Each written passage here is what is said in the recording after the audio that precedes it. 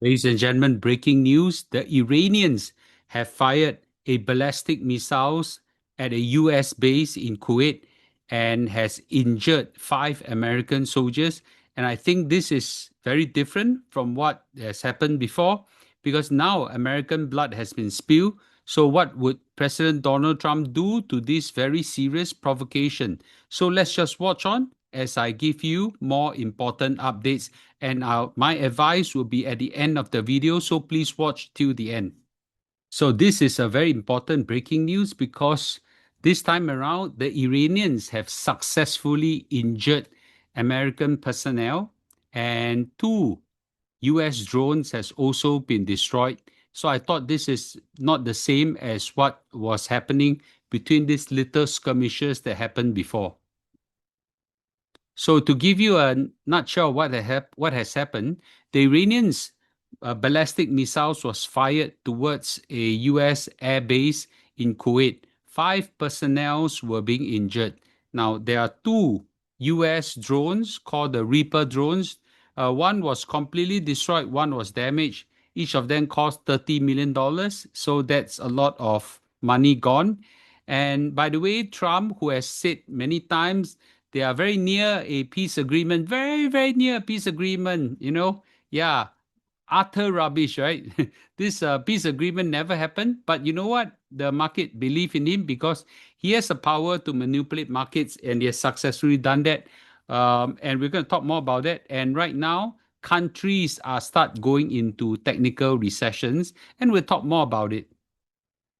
So the breaking news, of course, is Iranian missiles have reached Kuwait and hit American air base in Ali El Shalam Air Base.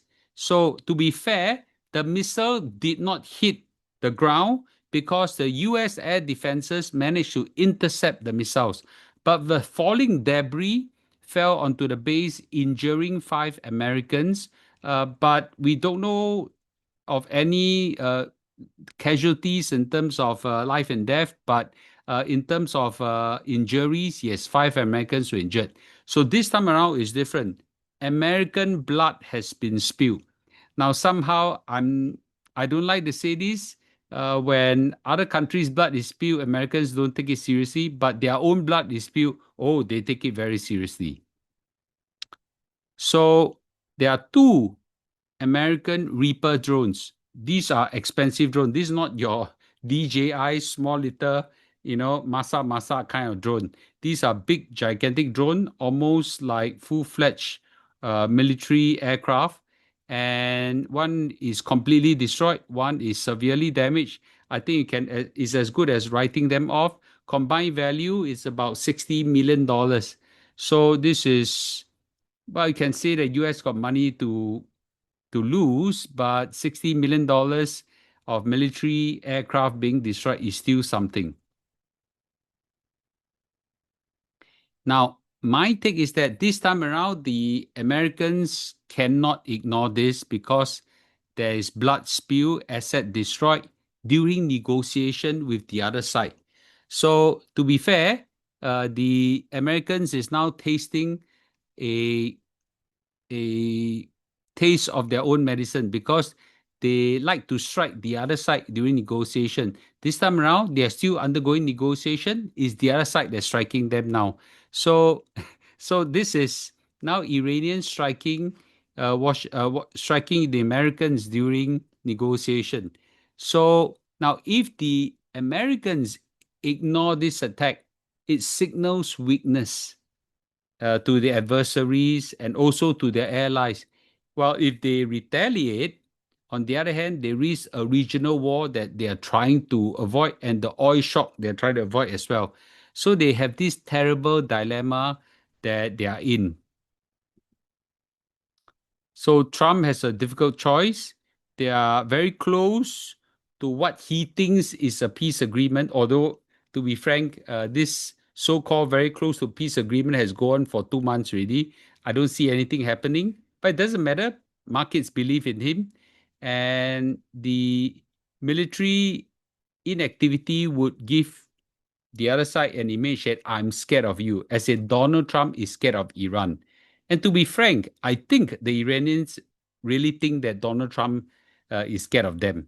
And I also think that there is a chance that if this strike were to happen in retaliation, then the Americans risk a escalation, which will risk oil prices shooting up, which they are trying to contain it as hard as they could. So he wants to make sure that the oil prices stay stable or at least don't escalate from already a very high position. He doesn't want all the good that he has done in bringing down oil prices and inflation to go up again. And his wonderful stock market has gone up. He is the biggest beneficiary because he have invested, you know, a hell of money into it, hundreds of millions of dollars into it. So there were reports saying that Donald Trump is holding a lengthy meeting in the Situation Room, but there's no final announcement. So a lot of hot air, a lot of action, but no impact. So could this event be a tipping point? I'm not too sure. This is not the same as the past. In the past, has always been the other side fire, managed to shoot them down. Big deal, right? This time around, Americans are injured.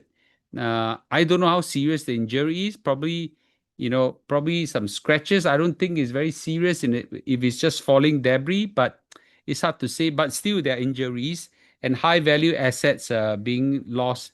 So this might trigger a heavier response by the Americans, and then this would then cause a reciprocal attack from the Iranians to be heavier, and then after that, jiba boom.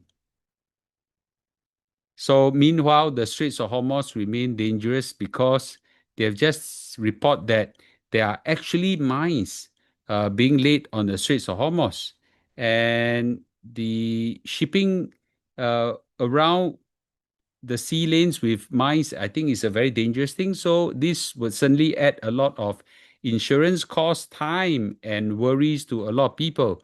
So this kind of disruption suddenly will cause oil prices to remain high and definitely escalate inflation and probably slow down economic growth. As we can see, some countries are already in recession. So, well, what are the scenarios ahead? Number one, there's going to be a peace deal, which Donald Trump says is going to happen for months and still not happening. But maybe it really will happen. I can't tell. So if the peace deal were to happen, then great. That's the base case. Stock market continue to go up. We all enjoy it. I love it. Maybe scenario two is, oh, damn, you hit me hard this time on my right cheek. I'm going to go after your right cheek and your left cheek also. So it is still slapping each other, not taking guns, shooting each other. So there may be some kind of a measured, limited retaliation, and which is consistent with what the United States is doing because Trump always chicken out. And if that's the case, then maybe not so bad. But if there is a heavy escalation, full escalation, oh, then that's a different story. Now, I don't know what could happen because it's not just Americans respond, but also the Iranian respond as well. So all these are very fragile at this point of time. So how should we watch? Well, watch the political situation and military situation, what's happening.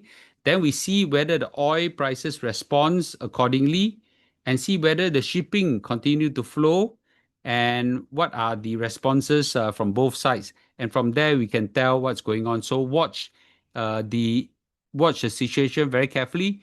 Click subscribe to my channel as I break to you all this news. Now, talking about recession, Canada has now 2 quarters of negative or near zero GDP growth. So they have entered technical recession. And this is a terrible situation for them. Their household spending and business is getting bad from worse. So they are one of the first countries that report a recession, and it's a major economy. It's not a small economy, and they are not the only country that is running into recession risk. We have got European Central Bank now issuing a recession warning and says that this trade disruption is causing a lot of issues, and their tariff also caused a lot of issues. So as a result, they do think that there is a chance of entering into recession as well. So, and what is worse is that inflation is also going up. So, by definition, we have what most economists and central bankers fear, which is what we call stagflation. Stagnant economy plus inflation, in short, stagflation. Very rare does this situation happen, but it happens. It will be a terrible nightmare for the central bank and politicians. So a double threat is emerging. Number one, we have a geopolitical military situation escalating. We don't know what will happen. I think US will likely retaliate.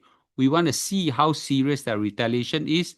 Number two, economically, there is a slowdown. Will this slowdown be contagion, spread all over the world? And if it does, then, lo and behold, this might be a worrying situation. So hard to say. Now, so if the oil price spikes, then of course the Straits of Hormuz will be hit. The oil price spikes, higher inflation. High inflation leads to central bank being more prudent. Will have to do some reaction, especially on interest rate side, high interest rate, and then that will cause lower growth and possibly a stock market reaction in the negative way as well. So what should we do? Well, I just say this again, the stock market is very difficult to predict. It's probably easier to predict things like moods and all this, but to predict the stock market that is largely conditioned on a military situation that is unpredictable and fluid, plus Donald Trump flip-flopping, we can't tell. But however, the risks are certainly going higher, and the spike in the stock market certainly caused the environment to be more fragile. Now, I'm just very prepared for a crash. I've taught many classes to equip everybody to do the right thing to prepare for a crash. Are you prepared for a crash? It's not as simple as, oh, market crash, I buy. Okay, buy what? When to buy? How much to buy? When to stop buying? Okay, when to go all in? All these are very difficult. So I would suggest that, if you have SkillsFuture credits, you can WhatsApp this number 9780682. We do run a crash buying investment course plus a 10M65 strategy. We do equip you with software skills as well to analyze the whole thing. Please, if you have the chance, better sign up right now before when the market actually turns, you're not ready, then you're caught. Okay. So anyway, I hope that everybody will continue to follow me closely because the situation is very fluid. I'll see you shortly, okay, as situation unfolds. Thank you for watching.